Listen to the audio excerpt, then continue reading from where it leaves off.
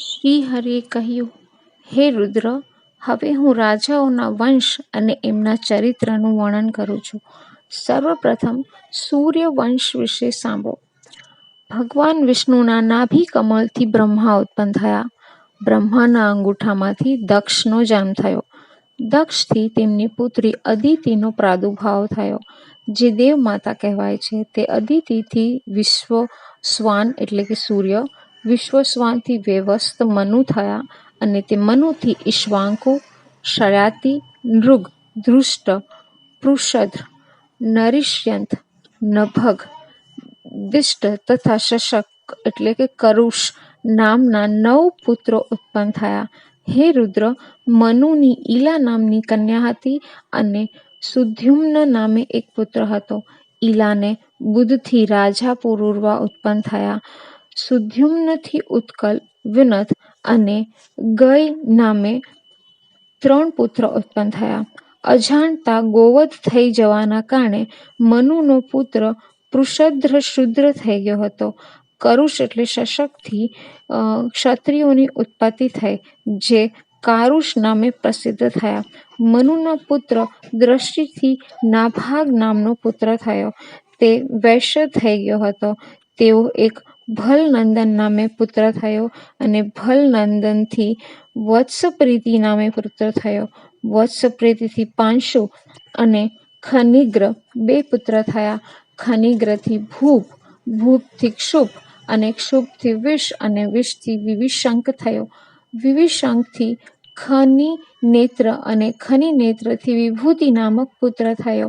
વિભૂતિથી કરંધમ નામે પુત્ર થયો, અને અવિક્ષિતથી મરુત, અને મરુતથી નરિષ્યંતી ઉત્પત્તિ માનવામાં આવે છે. નરિષ્યંતથી તમ, તમથી રાજવર્ધન, રાજવર્ધનથી શુધૃતિ, શુધૃતિથી નર, અને નરથી કેવલ, અને કેવલથી બંધુમાન થયો. બંધુમાનનો વેગવાનનો બુધ, અને બુધનો તૃષ્ણબિંદુ નામે પુત્ર થયો.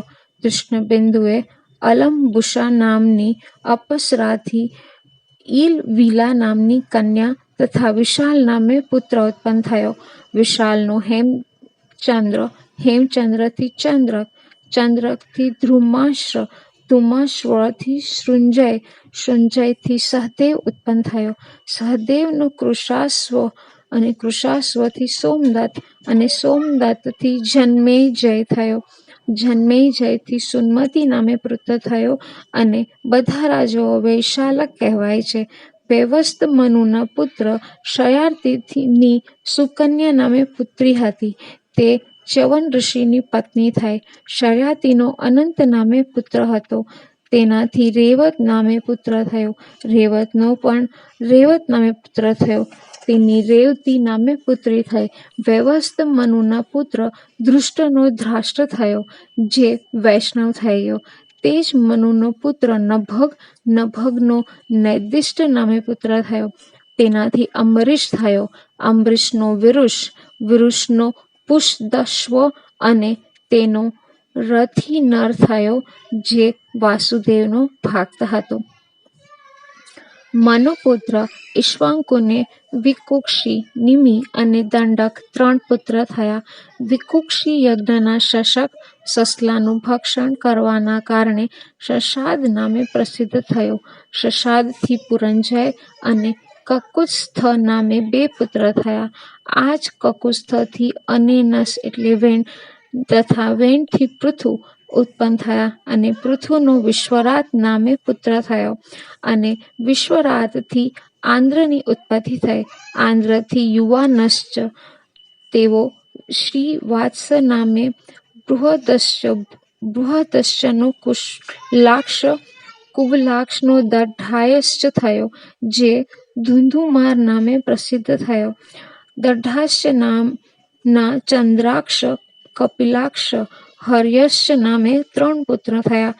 હર્યશ્ચનો નિકુંભ, નિકુંભનો હિતાશ્વ, અને હિતાશ્વનો પૂજાશ્વ, અને તેમનો યુવનાશ્વ નામે પુત્ર થયો. યુવનાશ્વના માધાતા થયા, અને માધાતાના પત્ની બિંદુમતીએ મુચુકુંદ, અંબરીશ તથા પુરુ કુત્સ નામે 3 પુત્રોને જન્મ આપ્યો. માધાતા અને બિંદુમતીને 50 કન્યાઓ પણ હતી. તે કન્યાઓના લગ્ન સૌભરી મુનિ સાથે થયા હતા. અંબરીશના યુવાનશ્ચ તથા યુવાનશ્ચના હરિત થયા. પુરુકુત્સને નર્મદા નામની પત્નીથી સ્ત્રદસ્યુ નામે પુત્ર થયો. તેનો અનરણ્યથી હર્યશ, હર્યશથી વસુમ્ન થયો. તેનો જ પુત્ર ત્રિધન્વા હતો અને ત્રયારુણ નામે પુત્ર થયો. ત્રયારુણનો સત્યરથ થયો અને ત્રિશંકુ નામે પ્રસિદ્ધ છે. હરિશ્વશ્ચ તેના જ પુત્ર હતા. હરિશ્વનો રોહિતાશ્વ અને રોહિતાશ્વનો હારિત થયો.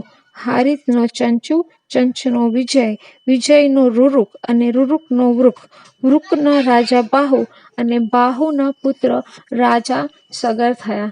હે શિવ, સગરની સુમતિ નામક પત્નીના 60,000 પુત્ર થયા. એમની બીજી પત્ની કેશિનીથી અસમંજસ નામે પુત્ર થયો. અસમંજસનો અંશુમાન અને અંશુમાનને ત્યાં દિલીપ નામે એક વિદ્વાન પુત્રે જન્મ લીધો. દિલીપથી ભગીરથ થયા. જેમના રાજા સ્વર્ગમાંથી પૃથ્વી પર ગંગાજીને લાવવામાં આવ્યા હતા. ભગીરથનો પુત્ર શ્રુત હતો. શ્રુતનો નાભાગ થયો. નાભાગથી અંબરીશ, અંબરીશથી સિંધુદ્વીપ, સિંધુદ્વીપથી આયુતાશુ થયો. અયુનો પુત્ર ઋતુપર્ણ થયો. ઋતુપર્ણથી સર્વકામ અને સર્વકામથી સુદાસ થયો. સુદાસનો સૌદાસ થયો અને એનું નામ મિત્રસહ પણ માનવામાં આવે છે. કમલાશપાદ તેનો પુત્ર છે, જે દમયંતીના ગર્ભથી ઉત્પન્ન થયો હતો. કલ્માશપાદનો અશ્વક, અશ્વકનો મૂલક અને મૂલકનો દશરથ નામે પુત્ર થયો. દશરથનો એલવિલ, એલવિલનો વિશ્વસહ, વિશ્વસહનો ખટવાંગ, ખટવાંગના દીર્ઘબાહુ, દીર્ઘબાહુના અજ અને અજના પુત્ર દશરથ થયા. દશરથના મહાપરાક્રમી 4 પુત્ર થયા, જે રામ, ભરત, લક્ષ્મણ અને શત્રુઘ્ન નામે પ્રસિદ્ધ છે. રામની કુશ અને લવ, ભરતથી તાક્ષ તથા પુષ્કર, લક્ષ્મણથી ચિત્રાંગદ અને ચંદ્રકેતુ તથા શત્રુઘ્નથી સુબાહુ અને સુરસેન નામે પુત્ર થયા. કુશને અતિથિ, અતિથિને નિષદ નામે પુત્ર થયો. નિષદનો પુત્ર નલ અને નલનો નભસ નામે પુત્ર થયો. નભસનો પુંડરીક અને પુંડરીકનો ક્ષેમગંધર્વ નામે પુત્ર થયો. એનો પુત્ર દેવાનીક હતો. તેનાથી અહિનકથી રુરુ અને રુરુથી પરિયાત્ર નામે પુત્ર થયો. પરિયાત્રથી દલ અને દલથી છલ, છલથી ઉકશ, ઉકશથી વ્રજનાભ, વ્રજનાભથી ગણ, ગણથી ઉષિતાશ્વ, ઉષિતાશ્વથી વિશ્વસહની ઉત્પત્તિ થઈ. હિરણ્યનાભ તેનો પુત્ર હતો. તેનો પુત્ર પુષ્પક હતો. પુષ્પકથી ધ્રુવસંધિ, ધ્રુવસંધિથી સુદર્શન, સુદર્શનથી અગ્નિવર્ણ અને અગ્નિવર્ણથી પદ્મવર્ણ થયો. પદ્મવર્ણથી શીઘ્ર અને શીઘ્રથી મરુ થયા. મરુથી સુશ્રુત અને તેનો ઉદાવસુ નામે પુત્ર થયો. ઉદાવસુથી નંદીવર્ધન, નંદીવર્ધનથી સુકેતુ, સુકેતુથી દેવવ્રાત ઉત્પન્ન થયો. દેવવ્રાતનો પુત્ર બૃહદ્રુકથ થયો. બૃહદુકથનો મહાવીર્ય, મહાવીર્યનો સુધૃતિ, સુધૃતિનો દૃષ્ટકેતુ, દૃષ્ટકેતુનો હર્યશ્વ, હર્યશ્વનો મરુ, મરુનો પ્રતિધંક થયો. પ્રતિધંકનો કૃતિરથ અને કૃતિરથનો દેવમીઠ નામે પુત્ર થયો. દેવમીઠથી વિબુધ, વિબુધનો મહાધૃતિ, મહાધૃતિથી કીર્તિરાત અને કીર્તિરાતનો મહારોમા નામે પુત્ર થયો. મહારોમાનો સ્વર્ણરોમા થયો. સ્વર્ણરોમાનો હસ્વરોમા નામે પુત્ર થયો. હસ્વરોમાનો શિરધ્વજ થયો. તેને સીતા નામે પુત્રી થઈ. શિરધ્વજનો કૃશધ્વજ નામે ભાઈ પણ હતો. સીતા સિવાય શિરધ્વજનો ભાનુમાન નામે એક પુત્ર પણ થયો. તે ભાનુમાનથી શતધૂમ્ન, શતધૂમ્નથી સૂચિ નામે પુત્ર થયો. સૂચિથી ઉર્જ નામે પુત્ર થયો. ઉર્જથી સદ્ધ્વાજ થયો. સનધ્વાજનો કુલી, કુલીનો અનજનનો કુલીજીત થયો અને તેનો પણ આધિ નેમિક નામે પુત્ર હતો. તેઓ પુત્ર શ્રતાયુ થયો. તેનો સુપાર્શ્વ, તેનો સૃજય, સૃજયનો શ્રેમારી, તેનો અનેના અને અનેનાનો પુત્ર રામરથ હતો.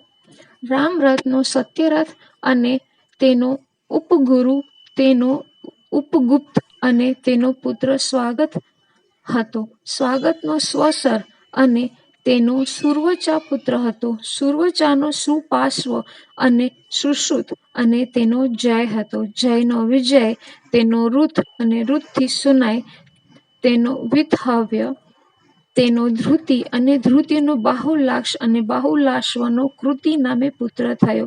તે કૃતિના જનક થયા અને જનકના જે વંશ છે જેમણે યોગમાનું અનુકરણ કર્યું હતું.